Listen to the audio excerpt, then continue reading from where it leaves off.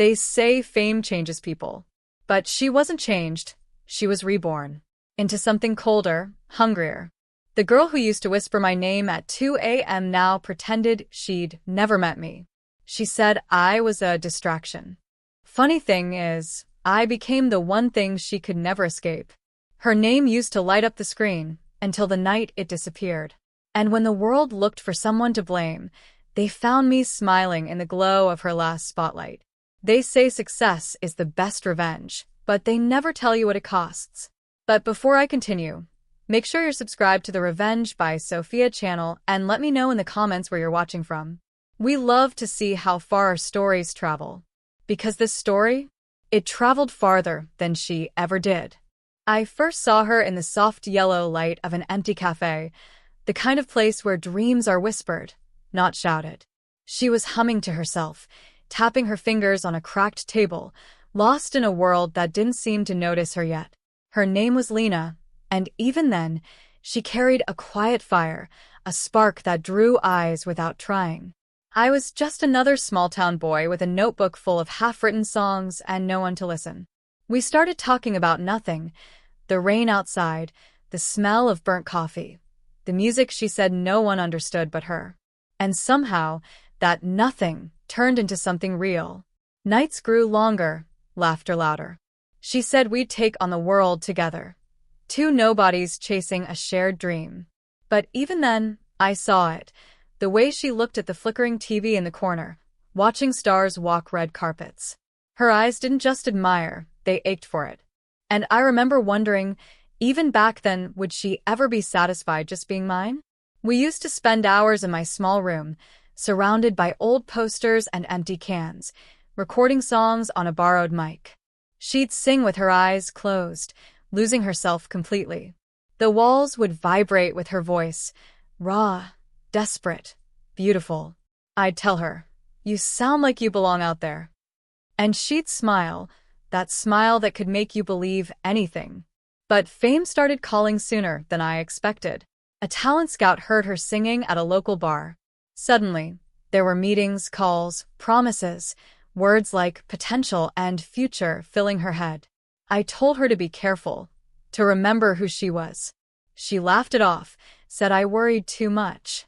Then she started missing our sessions. Her phone stayed silent longer. Her eyes stopped meeting mine. When I asked what was wrong, she just said, "You wouldn't understand."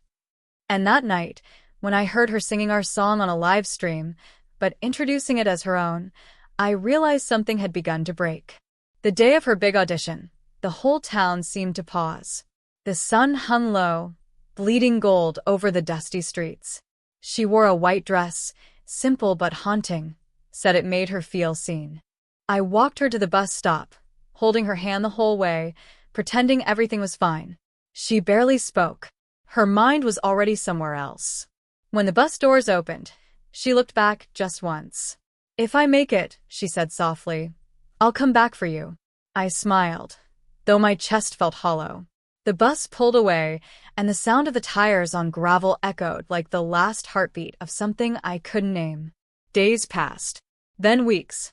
Finally, her face appeared on TV, a new star, a rising name. She had made it, but she never came back.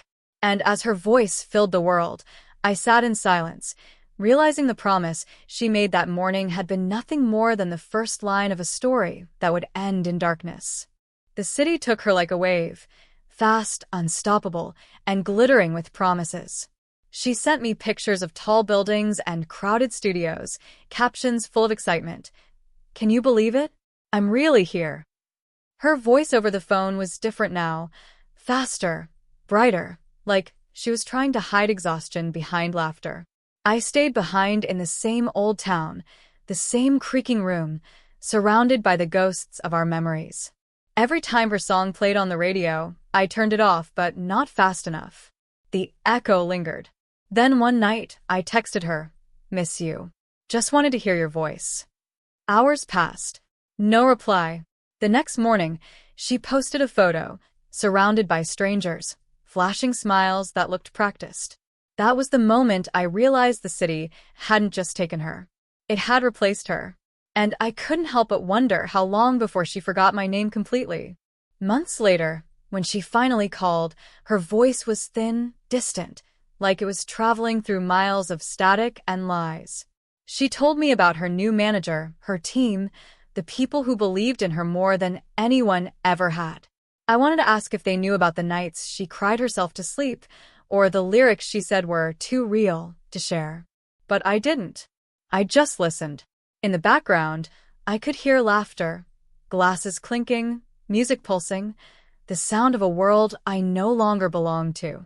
"Things are moving fast," she said. "You'd love it here."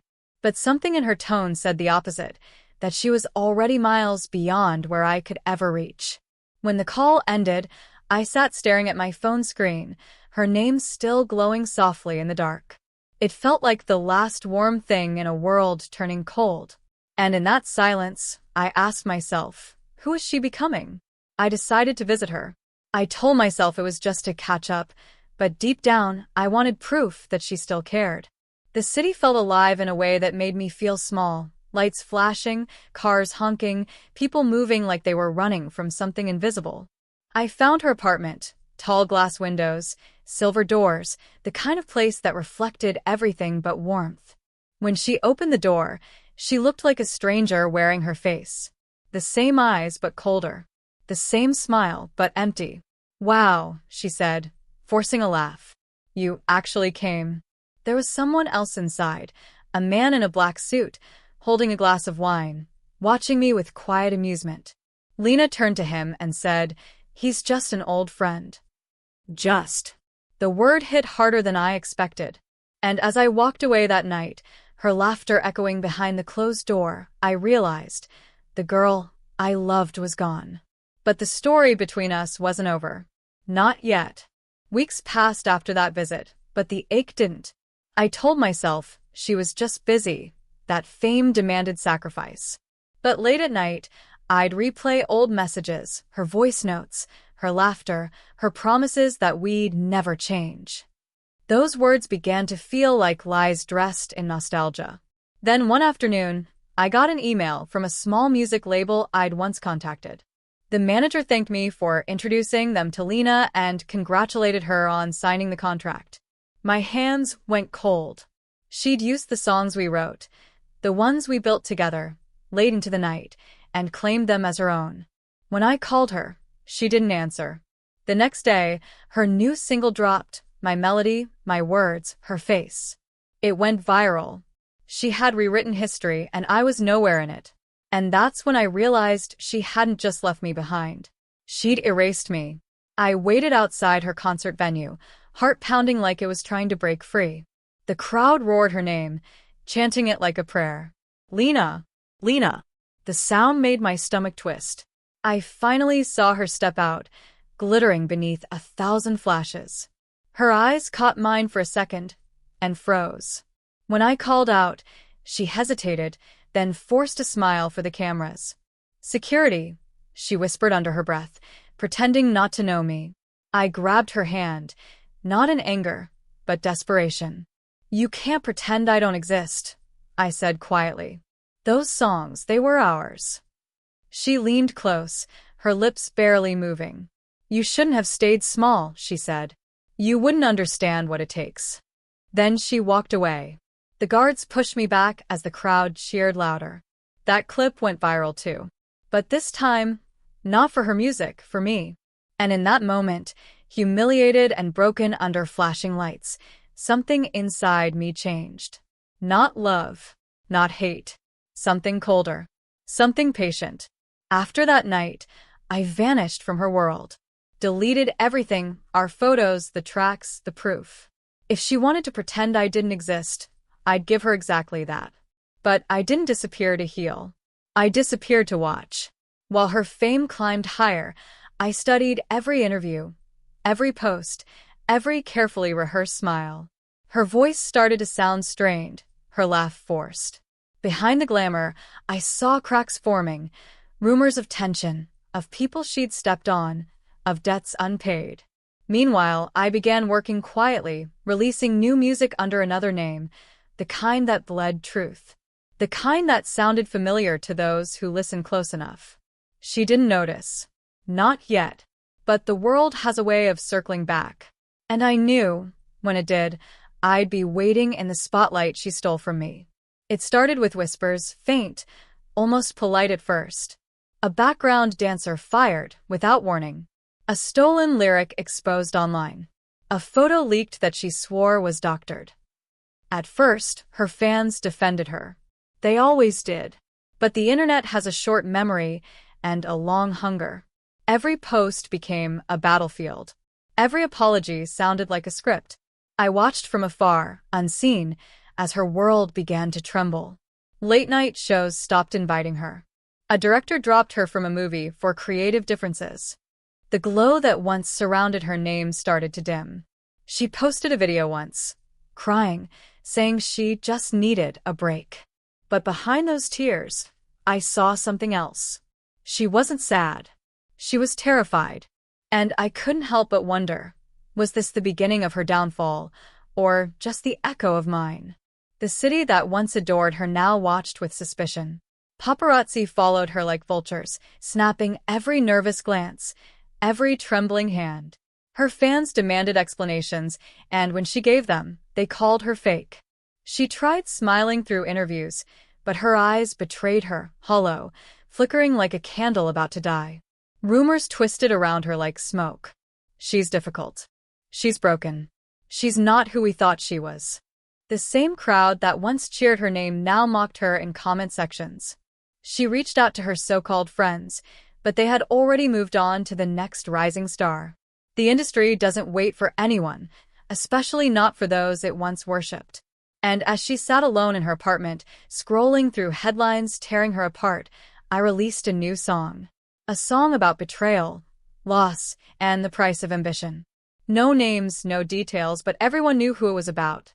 It hit 1 million views overnight. And she finally realized she wasn't the only one who knew how to play this game. I never called her, never texted. I didn't have to. The world was doing my work for me. Every time her face appeared on a screen, it was surrounded by red headlines and flashing words.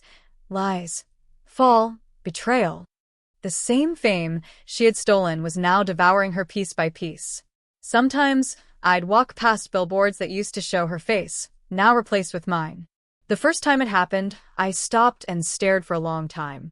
I thought I'd feel triumph, but instead, I felt something colder.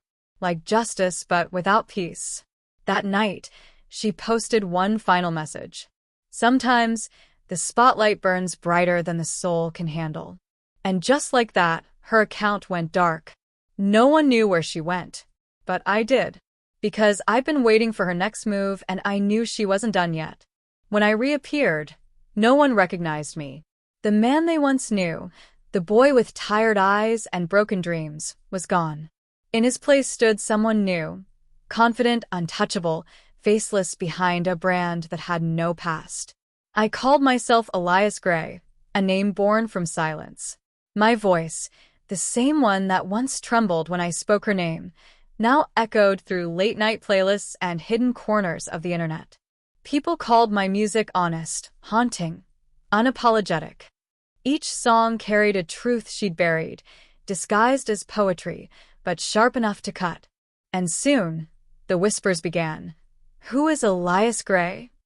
The world wanted to know, and I wanted her to listen, to hear every note, and realize I was still here, just not the way she remembered. Success came quietly, like a tide that no one noticed until it flooded the shore. Producers started calling. My songs played in cafes, stores, and even in shows, the same shows she once starred in. The irony wasn't lost on me.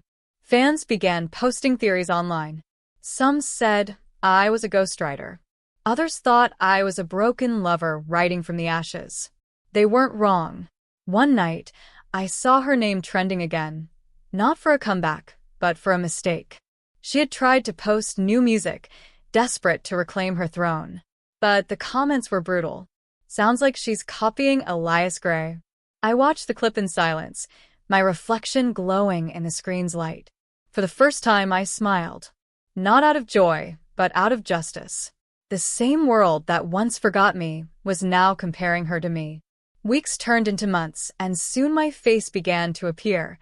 Interviews, covers, documentaries. Everywhere she once stood, I now stood taller, and I could feel her watching. There was a haunting comfort in it, the thought that somewhere, in the shadows of her own downfall, she was staring at the very screens that once adored her and seeing me. The roles had reversed completely. She used to chase the spotlight. Now the spotlight followed me. She used to own the applause. Now I owned the silence that followed her name. One night, I received an anonymous message. I hear you everywhere. You win. Can we talk? No name. No number. But I didn't need one. I already knew who it was. And that's when I realized she wasn't done haunting me. She was coming back. The message came at midnight. A single line on my screen. Can we meet? Just once. No name, but the rhythm of those words, the hesitation between them, I recognized instantly. It was Lena. For a long time, I didn't reply. I just stared at the text, feeling 1,000 old memories clawing at the walls of my mind. I could almost hear her voice again, soft, pleading, just like before she left. Outside, rain drummed against the window. My reflection stared back at me, tired but calm, the face of a man she wouldn't recognize anymore. Part of me wanted to delete the message, to let her vanish for good. But the other part, the darker one, whispered, "Meet her. Let her see what she created." So I typed 2 words back. One last time. And somehow I already knew this meeting wouldn't end with closure. We met in the old cafe where it all began. The same cracked tables, the same faint smell of burnt coffee. But it felt different, smaller, colder, like time itself had exhaled and left only dust behind. She arrived quietly, wearing a coat too big for her frame, sunglasses hiding the girl the world once adored. When she took them off, I saw the truth. Sleepless eyes, trembling hands, a face carved by regret. "You look," she started, but her voice cracked before she could finish. "Different," I said. "So do you." She laughed softly, the kind of laugh that hides pain. "You're everywhere now. Every station, every ad, every screen. Congratulations." Her tone was strange, half pride, half envy. I looked at her, really looked, and for a fleeting second, I almost felt sorry for her. Almost. Then she whispered, "I never meant to hurt you." And in that silence that followed, I realized how meaningless those words had become. Because the thing about pain is that once you give it away, you never get it back. The rain outside turned heavy, drumming like thunder between every breath. She reached across the table, her fingers brushing mine, a small, broken gesture that felt like both an apology and a goodbye. "I lost everything," she said. "The fame, the people, the lights, they all left. And now, all I see is you." Her voice trembled, raw, stripped of the arrogance she once wore like perfume. I leaned closer, my tone quiet but steady. "You wanted the world to see you. And now they do, through me." She looked at me, eyes filling with tears she tried to hide. "Is this revenge?" I paused. No. "This is balance." We sat there for a long time, saying nothing. When she finally stood, her reflection flickered in the cafe window, like the ghost of a star before it burns out. She whispered, "Goodbye, Elias." But I didn't answer, because deep down we both knew she'd already said goodbye years ago. And that was the last time I ever saw her alive. 2 weeks after that meeting, her name returned to the headlines, but not for a comeback. A leaked recording surfaced online. Her voice, angry, drunk, ranting about fake friends and parasites in the industry. The internet tore her apart within hours. Clips spread like wildfire, twisted and edited into cruel jokes. Sponsors dropped her. Her label erased her profile from their website as if she had never existed. I didn't release that recording, but I knew exactly who did. The same people she once called friends, the ones she stepped over on her way up. Fame doesn't die quietly. It screams until the world stops listening. For days, every news channel showed her face, crying, breaking, fading. And I watched. Not with satisfaction, but with something colder. Because deep down, I realized I wasn't watching her fall anymore. I was watching her vanish. Then one morning, she was simply gone. No posts. No interviews. No updates. Just silence, like the city had swallowed her whole. People speculated. Rehab, exile, breakdown. Fans made videos saying she was taking time to heal, while others said she'd disappeared forever. No one knew the truth. But I did. Because a letter arrived at my apartment. No return address, no signature, just my name scrawled across the envelope. Inside were a few words, written in trembling ink. You were right. The spotlight never loved me. It only waited to burn me. No date. No explanation. Just that. And for the first time in years, I felt something I couldn't name, not victory, not regret. Something in between. That night, I couldn't sleep. Every shadow in my room felt like it was whispering her name. After her disappearance, my fame exploded. People called me a mystery, a survivor, the voice of lost love. Magazines printed my story or their version of it. They said I rose from heartbreak to greatness. No one knew the truth behind the songs. No one knew she was gone. Everywhere I went, her ghost followed, in melodies, in interviews, in the eyes of fans who said they felt the pain in my words. And sometimes, when I performed on stage and the lights blinded me, I almost saw her silhouette in the crowd, watching, silent, unblinking. The audience would cheer, their hands reaching for me. And I'd smile for the cameras. Because that's what she taught me, isn't it? How to pretend the light doesn't hurt. But deep inside, I knew something was shifting. That revenge, once sweet, was now starting to rot. And I couldn't shake the question echoing in my mind. Had I won, or had I simply become her? Months passed before her name appeared again. Not in headlines, but in a police report. A body had been found near the coast, washed up after weeks of storms. The face was unrecognizable, but the necklace, the one she always wore, the one I gave her, told the story. The media swarmed for days, milking her tragedy for views, calling it the fall of a star. I told myself I felt nothing. I told myself I'd moved on. But when I saw that necklace in the evidence photo, everything inside me went silent. It was the same chain she had been wearing the last time we met, the night at the cafe. And for the first time, I wondered, did she really just vanish? Or had she let herself disappear? The thought buried itself deep, and no matter how much success I gathered, I couldn't stop hearing her voice. Soft, distant, echoing from somewhere beneath the waves. You were right. The spotlight never loved me. A few weeks later, I received a message from an unknown account, a link and 3 words. You should see this. I clicked it. The video was grainy, timestamped the night after a meeting. It showed her, alone, walking along the pier in the rain. No umbrella, no destination. Just a single silhouette against the roaring sea. At one point, she stopped, looked at her reflection in the dark water. Then she whispered something, barely audible over the wind. He'll live. That's enough. Then the video ended. No splash. No scream. Just the sound of the storm swallowing everything. I stared at the screen for what felt like hours. She hadn't run away. She hadn't been broken by fame.